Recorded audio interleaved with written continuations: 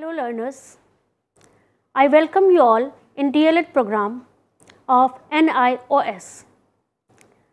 I, Dr. Neera Gautam, Head of the Department of Anugrah Narayan College, Patna, am going to discuss with you a very important topic of course code 509.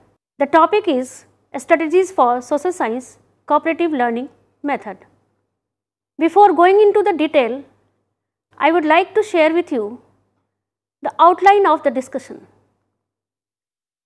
These are definition of cooperative learning, characteristics of cooperative learning strategies, advantages of cooperative learning, disadvantages of cooperative learning, and in the last, conclusion. Learners, we all know that the ongoing classroom system is content centered and teacher dominated. The teacher is the repository of the subject knowledge who transacts the curriculum in the classroom. He is the person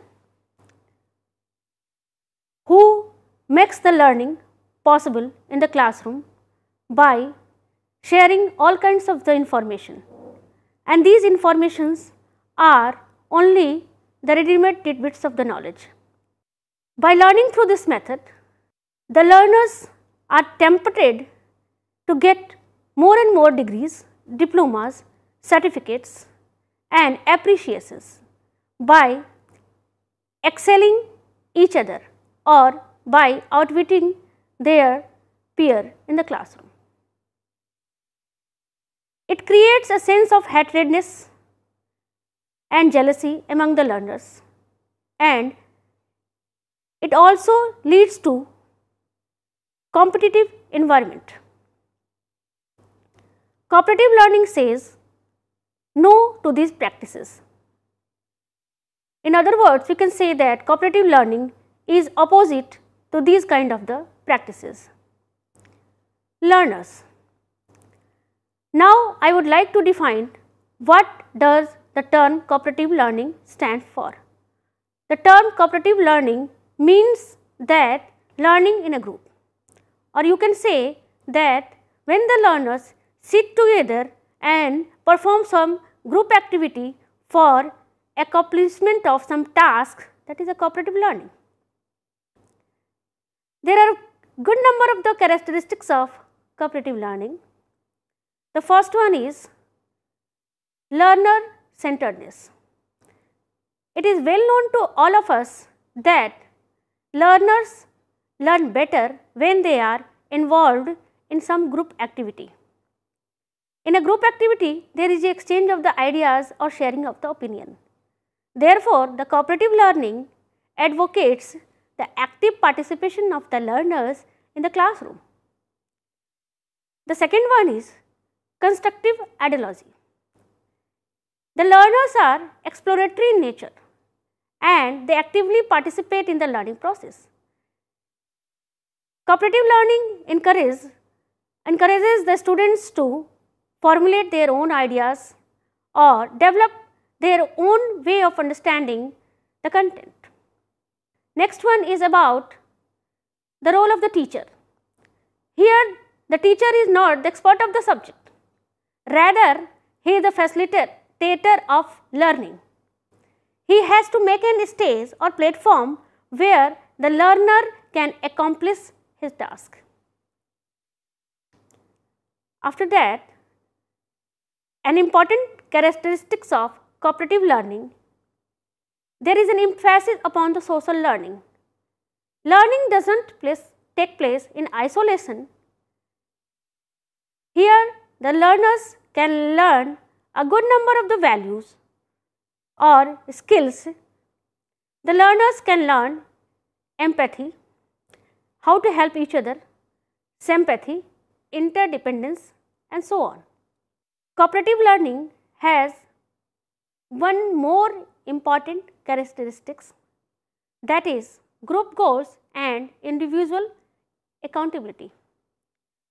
Here the learners are responsible for their own learning outcomes, and moreover the students' learning can be evaluated in the terms of group performance, or you can say that students' learning can be evaluated how much the group goals have been achieved so far. In this session, I am going to explain what are the different strategies of cooperative learning. A very important strategy of cooperative learning is the jigsaw method. In a jigsaw method, the students are provided opportunity to become expert in the particular subject and share that knowledge with their peers. How it can be accomplished or how it can be done? The first step, you have to break the classroom into groups. Ask the students to make small groups and allocate each one a number, which may be 1, 2, 3 and so on. This is their home group. Ask the students to find the same as them and create a separate group. This is their expert group. Assign each expert group a concept, a framework or a theory to master. The second step, report back to the home group. Ask the students to explain their piece of information, ensuring that all their group members understand the information. Discuss with the home group. Ask the students to connect with various pieces and put together the whole jigsaw so that the students are able to see where each part fits into the bigger picture.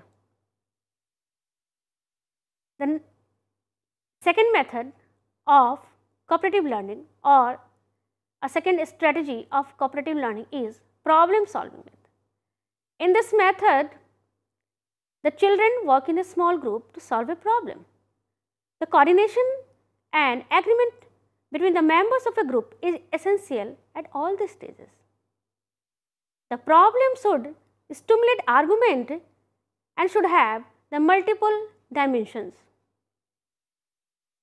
The third strategy talks about group investigation method. In this method, children work in a group to investigate a given problem. The investigation method involves 4 steps. The groups are formed and the problem to be investigated is selected. Each group is assigned one duty. Each group conducts experiments, records observations, makes analysis and draws conclusion. All the groups present their experiments, observations, analysis for discussion in the presence of a teacher. The teacher guides these groups to compare their observations and results. The teacher draws conclusion related to the problem. The last one is project method. One major project can be assigned to the whole class and its subtask can be assigned to a small group.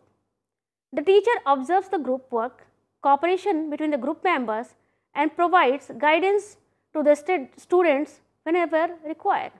For example, if a teacher gives a project to the learners regarding display of artwork in the school, a good number of the groups may be formed. One group may be given the task of arrangement of the tables where the artwork can be kept in a safe mode. The second group may be given the task of preparation of the charts, models and other related material or some specimen also. The third group may be given the task of putting all the things on the table in an orderly manner on the day of display. The fourth one may be given the task of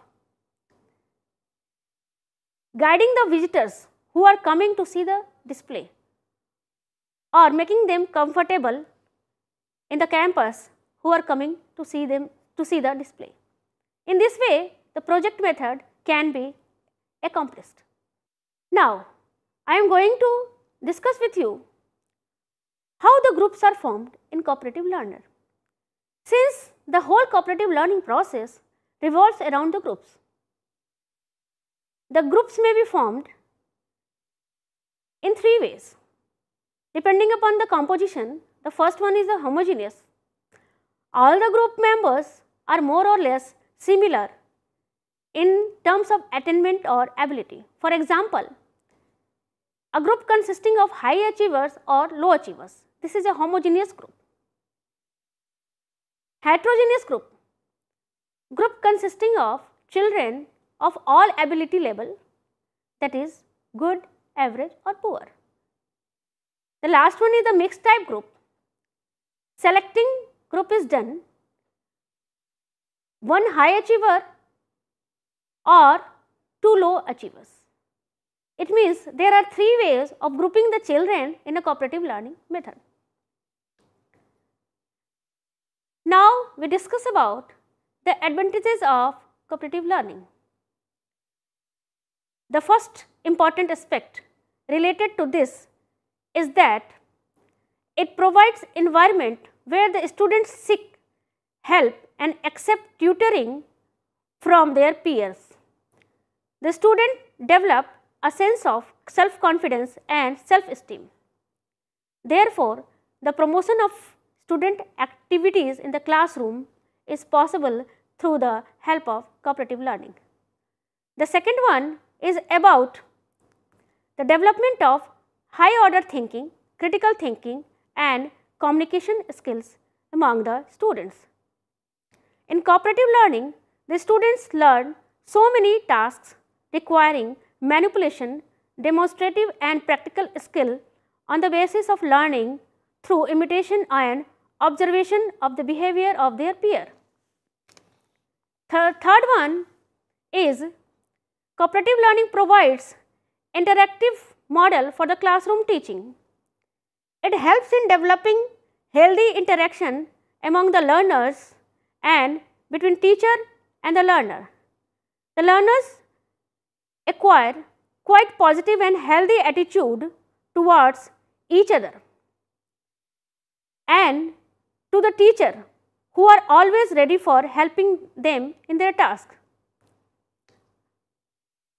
After that, opportunities for deeper understanding and insight into the subject matter by discussion. In cooperative learning, there is always scope for mutual exchange of the ideas and sharing of the views. Therefore, it is very possible for the learners to develop their understanding into the subject matter in a better way. In cooperative learning, there is a grouping. Therefore, it provides help to the weaker students to improve their performance when grouped with the higher achieving students. The weaker students also get some tips or some ideas from the higher achieving students about how to read, how to study, how to write. In other way, we can say that the weaker students also get some supplements related to learning or help from the higher achievers. Next one, improvement in the learning environment of the classroom by providing anxiety-free and non-competitive environment. We all know that in a competitive environment, there is a stress or anxiety among the students, how to perform better, how to do it better. Even they are involved in various kind of the unfair means to get more and more marks. But here, the learning occurs in a group. The learning occurs by helping each other. Therefore, there is no tension and no competition. The competition has been replaced by the word cooperation. Though cooperative learning is a very important strategy in the schools, but it has some constraints. Important constraint is the time. The teachers are overloaded with the work. Many times they have to complete their course within fixed time frame. In this context, it is not possible for a teacher to teach each lesson or each subject with the help of the cooperative learning method. Second one, the teachers lack expertise to try such innovative methods.